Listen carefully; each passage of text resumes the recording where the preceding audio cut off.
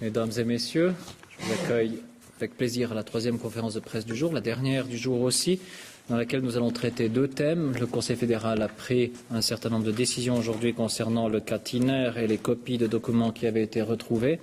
Madame la conseillère fédérale Evelyne Widmerschompf va vous informer sur ce sujet-là et elle informera également directement sur le message concernant l'initiative sur le renvoi et le contre-projet à cette initiative qui a été aussi adoptée aujourd'hui par le Conseil fédéral. Nous traiterons les deux sujets ensemble, l'un derrière l'autre, et puis ensuite on fera une ronde de questions pour les deux sujets. Aux côtés de Madame la conseillère fédérale, j'ai aussi le plaisir d'accueillir M. Albrecht Diefenbacher de l'Office fédéral d'immigration, qui est chef d'état-major des affaires juridiques. Madame la conseillère fédérale, vous avez la parole. Merci, Monsieur Simonazzi, geschätzte Damen und Herren.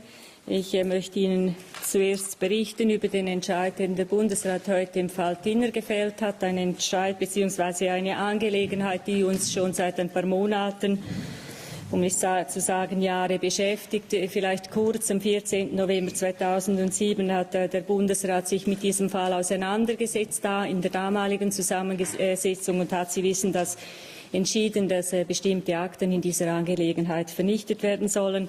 Wir haben dann im Frühjahr 2008 verschiedene Diskussionen darüber geführt. Die GPDL hat sich damit befasst, hat einen Bericht gemacht. Im Dezember wurden Akten aufgefunden bei der Bundesanwaltschaft. Insgesamt 14 Ordner hat man dort gefunden, Kopien der Akten, die man zum Teil bereits vernichtet hat. Und wir haben uns dann gefragt, und was machen wir jetzt mit diesen Akten, also mit diesen Kopien, die aufgefunden wurden? Und der Bundesrat hat dann im Februar 2009 sich entschieden, dass man diese Akten triagieren soll, dass man denjenigen Teil, der nicht proliferationsrelevant ist, der Untersuchung, der Strafuntersuchung zur Verfügung stellen soll. Diese Akten wurden auch via Bundesanwaltschaft dem eidgenössischen Untersuchungsrichter überwiesen. Und dass man die anderen Akten eben noch mit der IAEA zusammen dann begutachten soll und schauen soll, was man damit macht.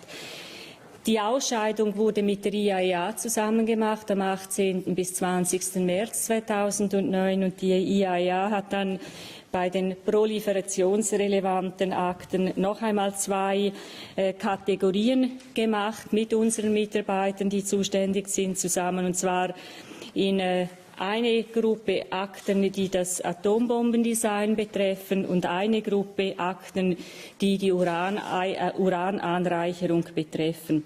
Man hat sich dann entschieden, dass, und der Bundesrat hat das heute so bestätigt bzw. entschieden, dass wir diejenigen Akten, also es geht um insgesamt 1100 Ungrad Seiten, die noch zu bewältigen waren, dass man die Akten, und das sind gut 100 Seiten, die absolute Atombomben relevant sind bzw. Atombombendesign haben, dass man die entfernt, aus den Akten entfernt und an ihrer Stelle sogenannte Platzhalter deponiert, wo man festhält das Datum des Aktenstücks, auch die Bezeichnung des Aktenstücks, damit in der Strafverfolgung das dann konsequent weiterverfolgt werden kann, und dass man die anderen rund 1000 Seiten, die Urananreicherung betreffen, dass man die dem Strafverfahren vorläufig noch zur Verfügung lässt, an einem bestimmten Ort deponiert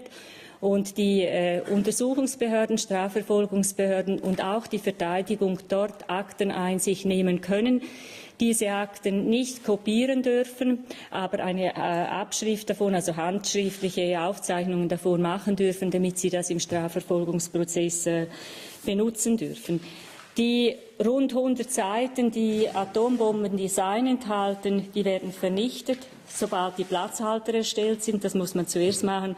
Die anderen bleiben bei der Prozedur, können verwendet werden für die Strafverfolgung und werden am Ende dann des ganzen Verfahrens auch vernichtet. Das ist im Sinne des Verhaltens der IAEA, die sich auch dafür ausgesprochen hat, dass man solche Akten an sich der Vernichtung zuführen soll oder sie bei einem der Staaten deponieren soll, der 5 Staaten, der 5 Atommächte deponieren soll. Also man kann das eine oder das andere machen. Wir haben uns aus Souveränitätsgründen dafür entschieden, dass wir, wie das die IAEA auch vorgeschlagen hat, dass wir diesen Teil der Akten dann vernichten. Die nicht relevanten, die nicht NPT-relevanten Akten, die sind bereits der Strafverfolgung zur Verfügung gestellt. Also insofern können wir jetzt dafür gewährleisten, dass ein sauberer Strafprozess durchgeführt werden kann. Wenn der abgeschlossen ist, werden dann diese Akten, diese atomrelevanten Akten, die beiden Kategorien werden dann vernichtet. Das heißt eben die Platzhalter und die Urananreicherungsunterlagen. Das einfach zu Ihrer Information. Wir hoffen sehr, dass wir damit endlich diese Sache aus Sicht des Bundesrates abschließen können. Was wir damit machen, ist politisch und sicherheitspolitisch einen Weg gewählt, der sich noch vertreten lässt. Wir machen das, was wir aus Optik Strafverfolgung machen wollen, auch machen können. Und wir haben uns jetzt auch, ich habe das gesagt, für den Souveränitätsweg entschieden, dass wir also diese Akten dann selber auch am Schluss des Verfahrens entsorgen. Das zum Fall Dinner. Sie können mir nachher gerne dazu Fragen stellen. Soweit ich Ihnen diese beantworten kann, werde ich das tun. Dann wenn ich gleich weitermachen darf, dann komme ich zur Ausschaffungsinitiative. Wir haben uns heute im Bundesrat auch mit der Ausschaffungsinitiative, mit der Botschaft zur Ausschaffungsinitiative und mit dem indirekten Gegenvorschlag, wir haben einen indirekten Gegenvorschlag erarbeitet, befasst. Mit der Volksinitiative für die Ausschaffung krimineller Ausländer, Ausländerinnen soll erreicht werden, dass Ausländerinnen, Ausländer, die wegen einer bestimmten Straftat verurteilt wurden oder die missbräuchlich Leistungen der Sozialversicherungen beziehen oder Sozialhilfe beziehen, alle Aufenthaltsansprüche verlieren und dann ausgewiesen werden sollen. Der Ermessensspielraum der Behörden bei der Anordnung von Entfernungs- und Fernhaltemaßnahmen soll mit dieser Initiative vollkommen abgeschafft werden. Also es soll hier kein Ermessensspielraum mehr bestehen. Es soll absolut sein, ausgeschafft, wenn. Diese Volksinitiative, es war wieder ein Thema, ob sie gegen zwingendes Völkerrecht verstößt oder nicht. Nach Auffassung des Bundesrechts verstößt sie nicht gegen zwingendes Völkerrecht, also nicht gegen Ius cogens. Wir sind der Auffassung, dass sie so ausgelegt werden kann, dass sie den Normen, die zum zwingenden Völkerrecht gehören, entspricht. Also insbesondere, dass man trotz dieser Initiative das Non-Refoulement-Gebot einhalten kann, dass sie dieses Non-Refoulement-Gebot einhält, respektive, dass dieses Gebot respektiert werden kann.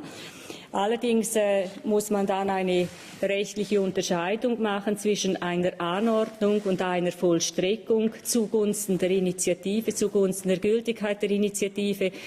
Oder anders ausgedrückt, es wird dann eine Strafe angeordnet, aber diese wird unter Umständen, wenn es das Non-Refoulement-Prinzip verlangt, eben vorläufig bis auf Weiteres nicht vollstreckt.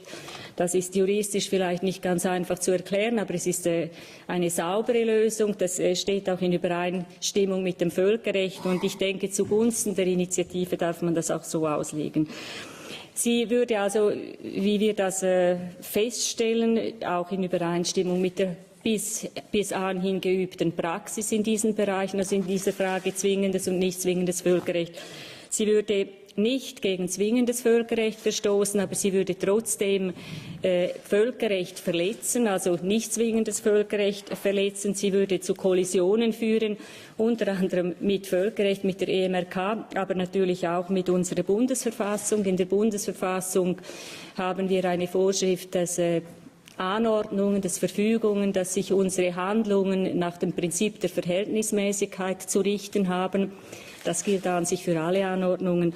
Und wir haben auch eine Bestimmung, die den Schutz des Privat- und Familienlebens gewährleisten soll. Also diese Bestimmungen muss man an sich bei allen Anordnungen berücksichtigen, und da kommen wir in einen Konflikt. Nicht zwingende Bestimmungen des Völkerrechts, habe ich gesagt, würden damit auch bei der Anwendung in Frage gestellt. Europäische Menschenrechtskonvention oder aber auch unser Freizügigkeitsabkommen. Also wenn man telquel eine Strafbestimmung vollstrecken würde, dann würden wir in Konflikt kommen mit dem Freizügigkeitsabkommen, weil dort vorausgesetzt ist, dass man zwar solche Rückschaffungen machen darf, wenn sie unter öffentlichem Interesse laufen, aber erst nach einer Prüfung der Verhältnismäßigkeit. Also insofern hätten wir bei der Anwendung dieser Initiative auch dort Probleme. Wir haben darum einen indirekten Gegenvorschlag erarbeitet, um der Absicht, Kriminelle oder Ausländer, die kriminell geworden sind, in einem bestimmten Maß, dass man die ausschaffen kann. Wir haben einen indirekten Gegenvorschlag erarbeitet, haben den in die Vernehmlassung geschickt vom 15. Januar bis zum 15. April, haben festgestellt, dass die Vernehmlassungsadressaten zu einem guten Teil, in ihrer großen Mehrheit, die Initiative ablehnen, also fast ausnahmslos lehnen sie ab, sind aber auch im Gegenzug mit dem Grundsatz einverstanden, dass schwer straffällig werdende Ausländerinnen und Ausländer wegzuweisen sind. Der indirekte Gegenvorschlag, der wird von einer ganz großen Mehrheit der Kantone so unterstützt, wie wir ihn vorgelegt haben, auch von der KKJPD, auch vom Städte- und Gemeindeverband und von den Arbeitgeberorganisationen.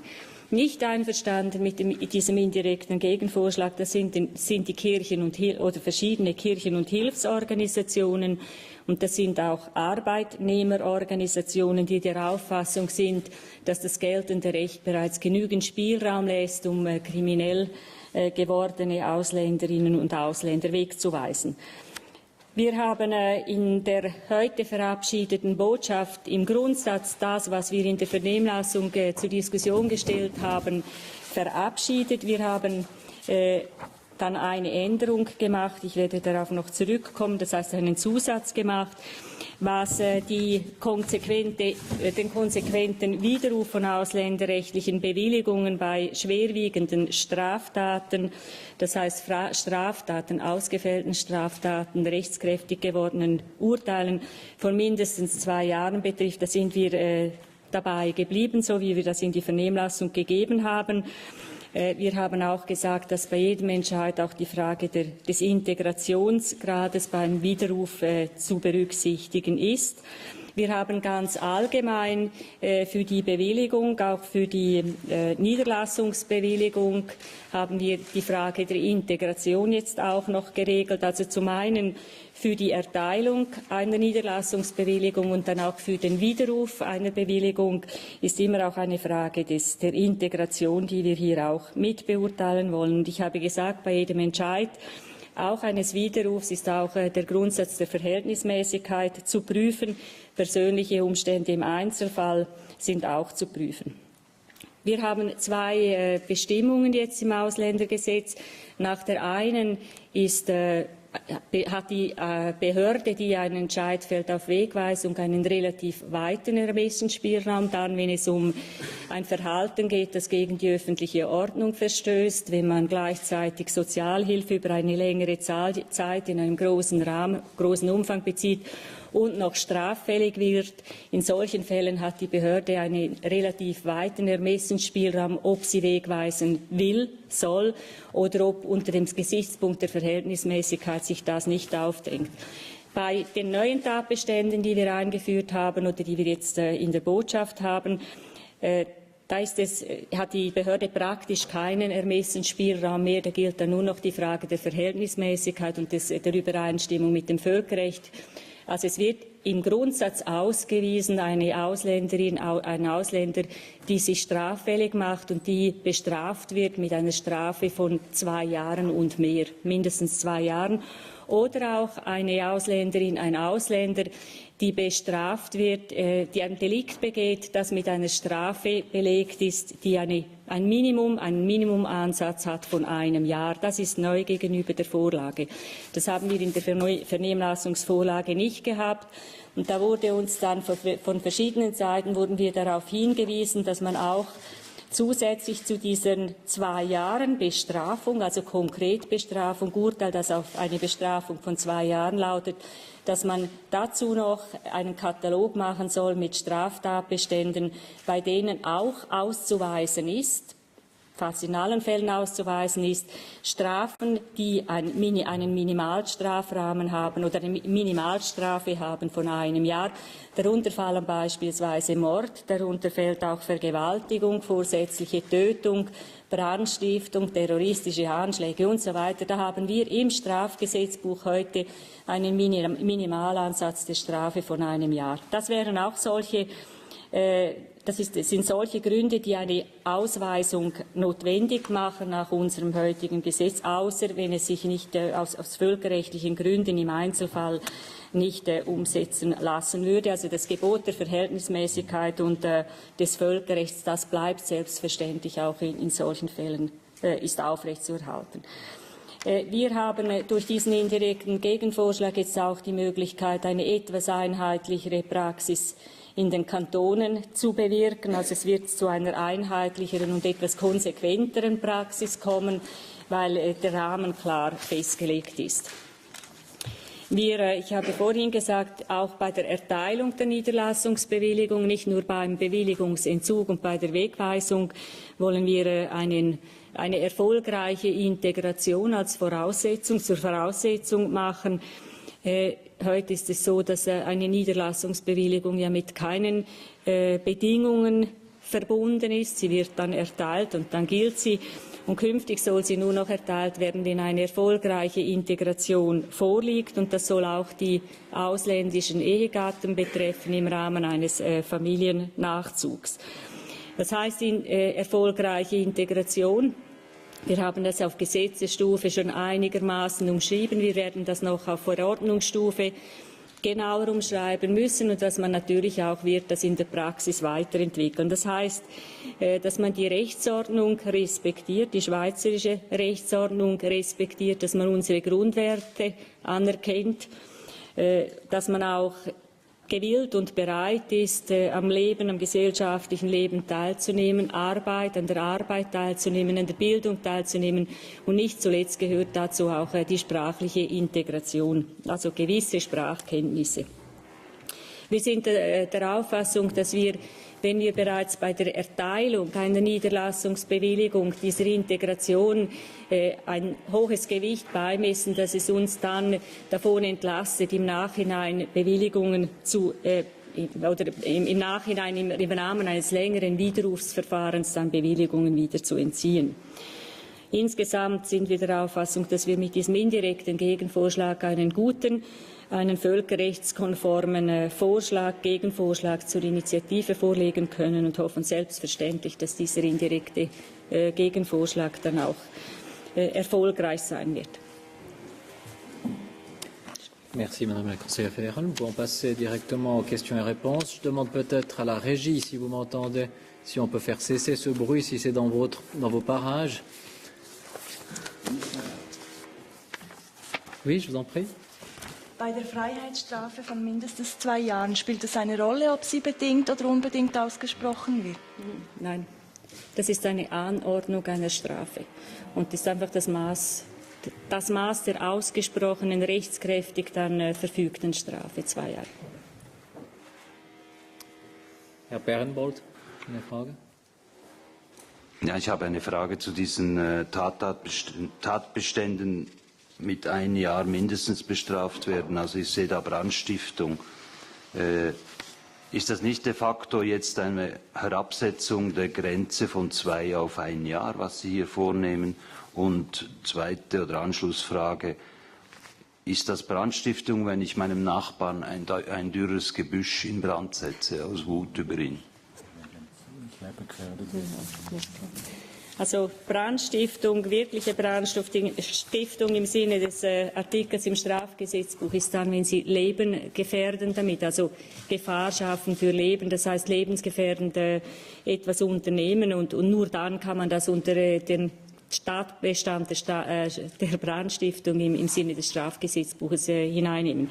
Wir sind ja davon ausgegangen, weil wir einen nachvollziehbaren Katalog haben möchten, haben wir uns auf diese Minimalstrafe oder überall, wo im Strafgesetzbuch eine Minimalstrafe festgelegt ist, geht es um Delikte, Minimalstrafe von mindestens einem Jahr, da geht es um Delikte, die nicht mehr unter Kavaliersdelikte fallen.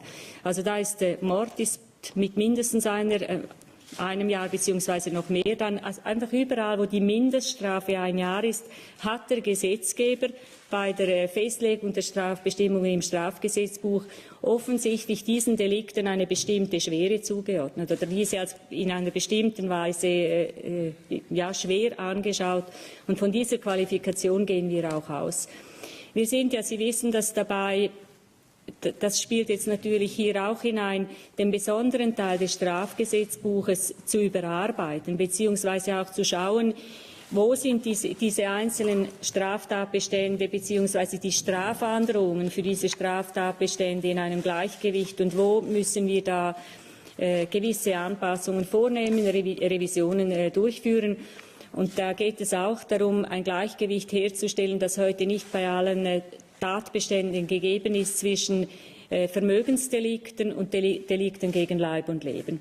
Und letztlich wird dann immer dieses Maß von Minimum ein Jahr Strafandrohung, das sind dann wahrscheinlich auch noch höhere Strafen, die tatsächlich ausgefällt werden. Das ist ja nur der theoretische Rahmen, also Mindestmaß von einem Jahr. Das wird dann dort natürlich auch hineinspielen. Ich denke, das ist eine klare Grenze.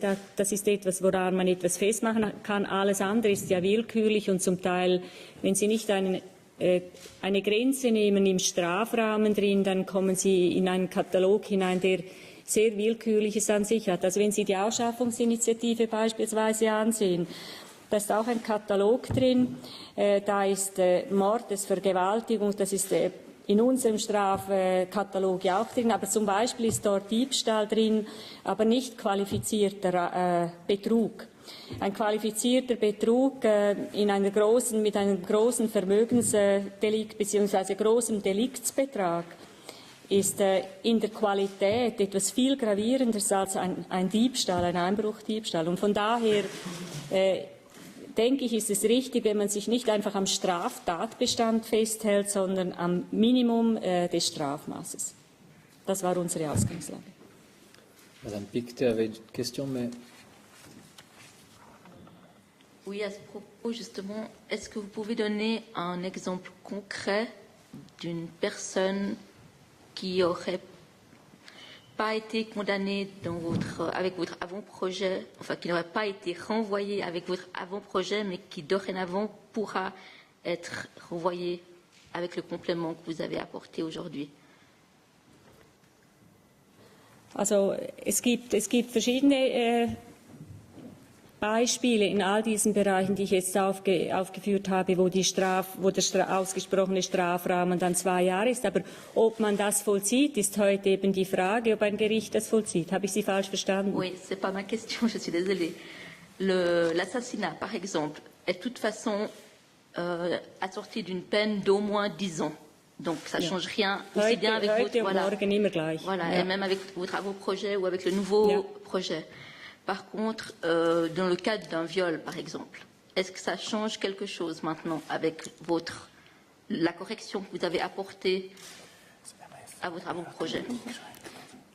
Heute hat eine Behörde ein Ermessen, selbst wenn sie eine bedingte Strafe von 2 Jahren ausspricht oder 2 Jahren und ein paar Monate ausspricht, hat sie immer noch ein Ermessen, ob sie in einem solchen Fall wegweisen will oder nicht.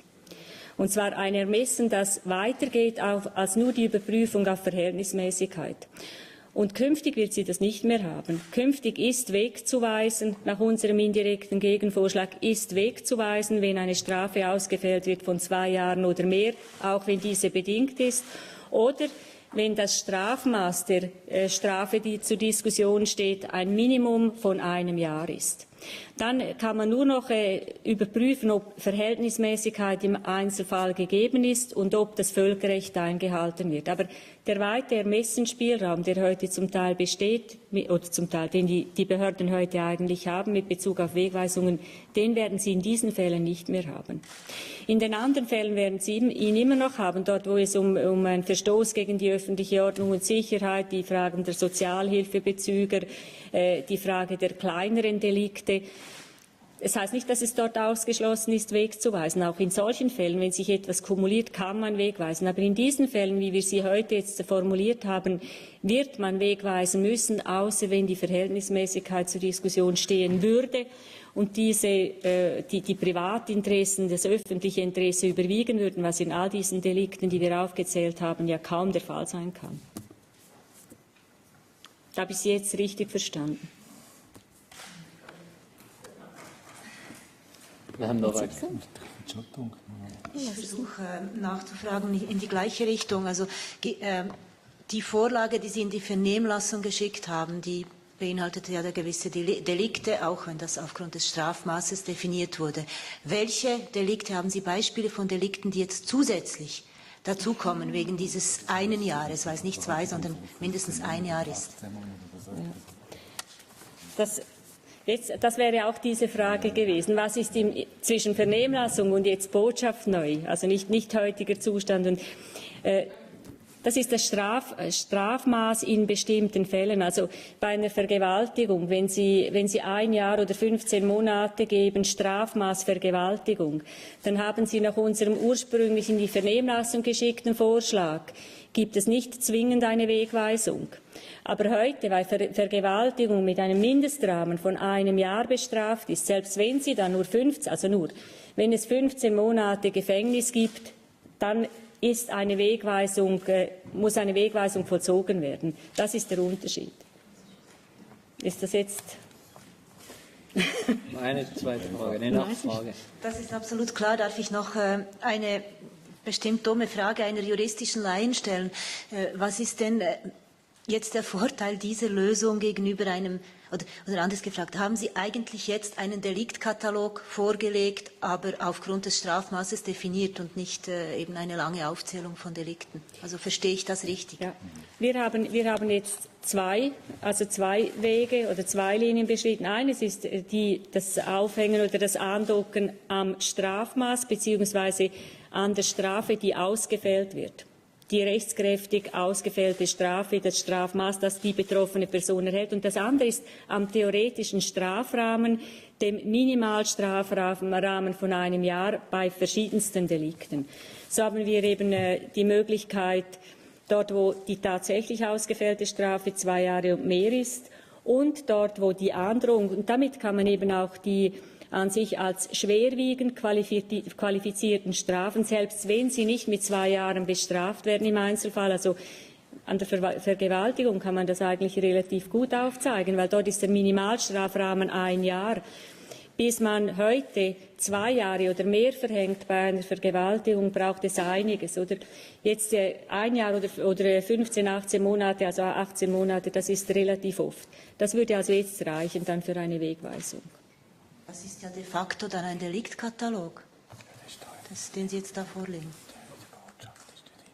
Ja. Also es ist in der Botschaft ist er jetzt aufgeführt, dieser Deliktskatalog. Und wir haben einfach aufgeführt und sind ausgegangen von diesem 1 Jahr. Ich habe Ihnen ein paar gesagt, wir haben alle aufgeschrieben in der Botschaft, was überhaupt darunter fällt. Vorsätzliche Tötung, Mord, also noch einmal, das ist nach heutigem besonderem Teil des Strafrechts. Wie das in 2 oder 3 Jahren, wenn wir diese Revision machen, aussieht, kann ich Ihnen heute nicht sagen. Vorsätzliche Tötung, Mord, Totschlag, Raub mit Waffeneinsatz, Raub bandenmäßig, Erpressung, qualifizierter Menschenhandel, Geiselnahme, Vergewaltigung und so weiter. Das ist ein ganzer Katalog von Delikten, die objektiv schwer sind. Und im subjektiven Einzelfall dann vielleicht eben nicht zu einer Bestrafung von 2 Jahren und mehr führen. Aber die objektiv aus gesellschaftlicher Überlegung, wie man das formuliert hat, als man das Strafgesetzbuch entwickelt hat, als objektiv schwere Delikte angeschaut werden. Und es hat darunter auch solche, die wir heute anders beurteilen würden. Und darum müssen wir diesen besonderen Teil auch überarbeiten. Es gibt ja zum Teil Probleme bei der Vergewaltigung in der Ehe, insbesondere, dass hier eine schwierige Situation entstehen könnte, auch für die Ehefrau beispielsweise, die dann in der Schweiz verbleiben würde. Wie würden Sie dieses Problem lösen? Weil hier würde es ja bedeuten, dass ein Ehemann beispielsweise, der seine Frau in der Ehe vergewaltigt hat, aber zu 15 Monaten verurteilt würde. Die Frau will aber, dass er wieder zurückkommt. Das gibt es ja solche Situationen, dass der dann zwangsläufig ausgeschafft würde. Können Sie das erklären? Also zum einen ist bei der Vergewaltigung in der Ehe, wenn Sie das strafrechtlich anschauen, ist die Beweissituation eine relativ schwierige. Und wenn man dann, da ist mit Zeugen etwas schwieriger vorzugehen, wenn man dann wenn die Frau dann im Nachhinein ihr Geständnis widerruft oder sagt, sie hätte etwas anderes gemeint, dann sind wir schon in einer schwierigen Situation. Aber wenn eine Frau dabei bleibt und der Mann hat 15 Monate, erhält eine Strafe von 15 Monaten Gefängnis, dann muss er an sich ausreisen. Man schaut aber dann auch noch auf die Verhältnismäßigkeit und die tatsächlichen Umstände. Also ist das eine Situation, die klar ist, die auch immer so gegeben war, ist es auch so, dass es sich rechtfertigt, ihn auszuweisen und sie hier zu lassen. Das muss man im Einzelfall prüfen. Grundsätzlich gilt, dass ein Mann, dem man nachweisen kann, dass er eine Vergewaltigung, dass er sich einer Vergewaltigung hat zu Schulden kommen lassen, dass er ausgewiesen wird, aber immer in Beziehung dann zur Verhältnismäßigkeit, natürlich mit der Gefahr, dass die betroffene Frau im Nachhinein sagt, ja, vielleicht war es doch etwas anders und dann haben wir dann das Problem. Wie geht man? Aber das ist nicht nur bei Leuten, die ausgewiesen werden. Das ist grundsätzlich bei der Vergewaltigung in der Ehe eine ganz schwierige Frage. Merci. Madame Morat. Est-ce que vous pouvez appuyer sur votre micro et maintenir appuyé? Donc le Conseil fédéral estime que l'initiative de l'UDC n'est pas contraire au droit international impératif, mais qu'elle est quand même en conflit avec la Convention européenne des droits de l'homme et puis avec la Constitution. En quoi le contre-projet n'a aucun problème, ni avec la Constitution et notamment la Convention européenne des droits de l'homme? Also der indirekte Gegenvorschlag sagt klar, dass man bei jeder Maßnahme, bei jeder Anordnung einer Wegweisung die Verhältnismäßigkeit zu prüfen hat und im Rahmen, also in Übereinstimmung stehen muss mit den völkerrechtlichen Normen. Und die Ausschaffungsinitiative, die schließt eben eine Verhältnismäßigkeitsprüfung aus und sagt auch ausdrücklich, Völkerrecht, nicht zwingendes Völkerrecht. Völkerrecht ist nicht maßgeblich, sondern die Ausschaffungsinitiative gilt. Und warum wir sie trotzdem als gültig erklären, ist, weil es nicht gegen zwingendes Völkerrecht, gegen das Non-Refoulement-Verbot verstößt. Zwar die Anordnung als solche schon, aber wir würden das nicht vollstrecken, solange es Non-Refoulement gilt oder man jemanden nicht zurückbringen kann, wegweisen kann, weil er dort sich konfrontiert sehen würde mit einer Folter, mit einer schweren Strafe. Das geht dann unter das Non-Refoulement-Verbot. Also Ausschaffungsinitiative lässt zu eine Anordnung, die völkerrechtswidrig ist, aber die Vollstreckung würde man nicht machen unter dem Titel Non-Refoulement-Verbot und darum oder Gebot und darum kann man sie als gültig erklären. Aber Sie sehen jetzt auch an dieser Initiative wieder, wie nicht ganz einfach diese Unterscheidung im Einzelfall dann ist. Und es ist ja jetzt im Parlament auch die Diskussion im Rahmen mit einer parlamentarischen Initiative. Ich bin auch froh darum, dass man das einmal wieder diskutiert und versucht, dann hier einen Rahmen zu setzen. Oui, Madame von Arber. Ich habe noch eine Frage zum Fall Tinner. Wie ist das eigentlich? Geht Ihr Departement noch der Frage nach, wie es kommen konnte, dass man diese Akten nicht vernichtet hat, respektive wer die Verantwortung dafür trägt?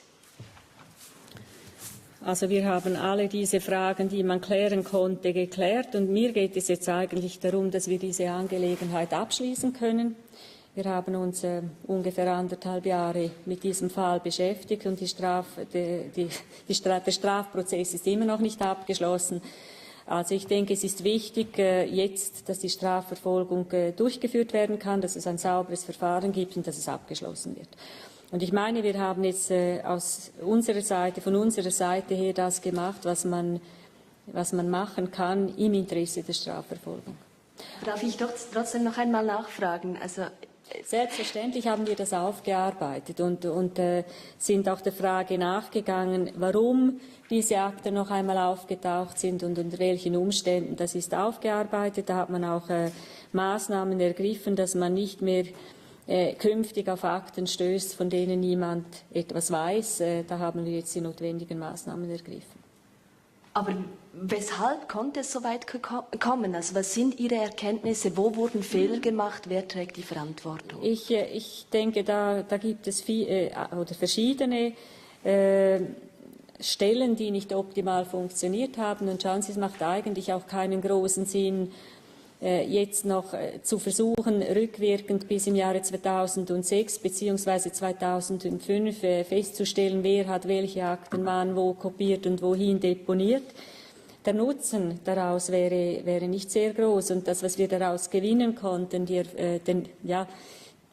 das Resultat oder die Erkenntnis daraus ist, dass man alles klar registrieren muss, dass man einen Überblick haben muss und dass man solche Dinge eben dann wirklich auch vernichten muss. Aber es gibt halt in einer Verwaltung wie auch sonst immer wieder Dinge, die einfach so kopiert werden, um noch zu arbeiten und dann wieder abgelegt werden und nicht korrekt registriert werden.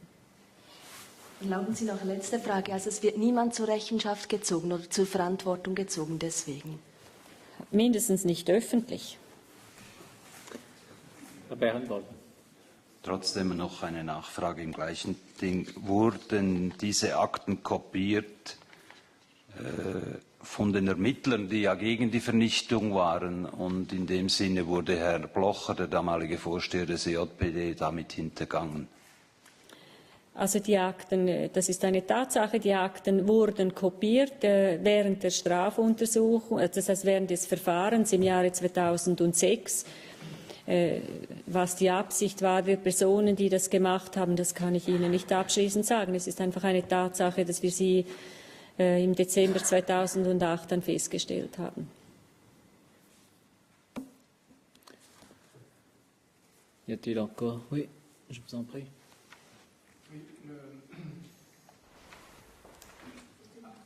Appuyez, maintenir, appuyer. Drücken. Le Conseil fédéral apparemment n'a pas tenu compte des recommandations de la délégation des commissions de gestion qui estimait que toutes les pièces, y compris les plus sensibles, devaient pouvoir être accessibles à l'enquête. Comment est-ce que le Conseil fédéral se justifie sur ce point? Also jetzt haben wir all das gemacht, was die GPDL in guten Treuen von uns erwarten kann. Das Einzige, was wir gemacht haben, vielleicht noch zur vorherigen Frage, es ist zwar Herr Berenbold nicht mehr hier, also Sie wissen ja, dass der Bundesanwalt im 2006 und 2008 nicht derselbe war. Einfach, dass man das auch noch, wer trägt wofür dann und die Verantwortung. Wenn natürlich die Personen wechseln, wird das immer etwas schwierig.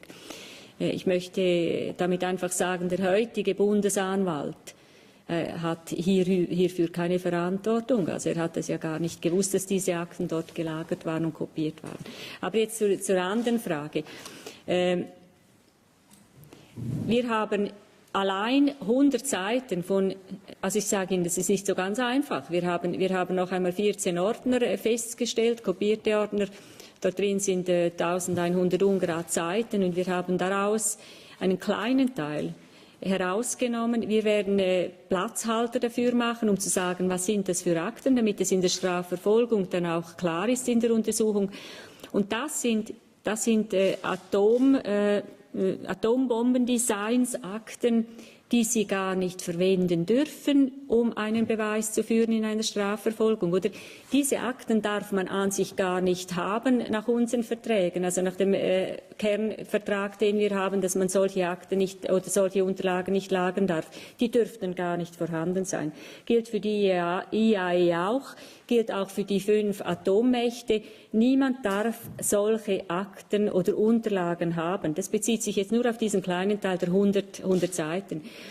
Und wenn Sie solche Akten nicht haben dürfen, dann dürfen Sie sie auch nicht verwenden in einem Prozess, um etwas zu beweisen. Das können weder Beweismittel noch Indizien sein. Und darum haben wir jetzt nichts der Strafverfolgung entzogen, was die Strafverfolgung brauchen würde, sondern wir machen die Platzhalter und sagen, hier wären noch diese und diese Unterlagen. Die können Sie, dürfen Sie gar nicht verwenden, um eine Beweisführung zu machen in einem Strafprozess, weil man sie gar nicht haben kann. Und das, was wir als noch zulässig, aber da sind auch nicht alle der gleichen Meinung, also die USA sind jetzt beispielsweise mit Bezug auf diese Akten oder Unterlagen betreffend Urananreicherung anderer Auffassung als wir, sagen, auch solches muss man vernichten, darf man nicht in einem Prozess haben. Die lassen wir ja der Strafverfolgung, auch den Gerichten zur Verfügung, um eben diesen Prozess abzuschließen. Vor Ort, wir geben das nicht heraus, weil das NPT-relevante Akten sind und wir das nicht irgendwo in den Zeitungen lesen möchten oder irgendwo haben möchten, aber für die Strafverfolgung stehen sie zur Verfügung. Also mehr kann ich Ihnen sagen, kann man jetzt wirklich nicht mehr machen in diesem, wie soll ich sagen, bei diesem Spagat zwischen Sicherheits-, außenpolitischen Interessen und Strafverfolgung. Also ich denke, wir haben das gemacht, was die GPD von uns erwarten durfte. Konnte. Durfte nicht, aber konnte. Y a-t-il encore l'une ou l'autre question sur l'un des deux sujets traités aujourd'hui? Ce n'est pas le cas. Merci.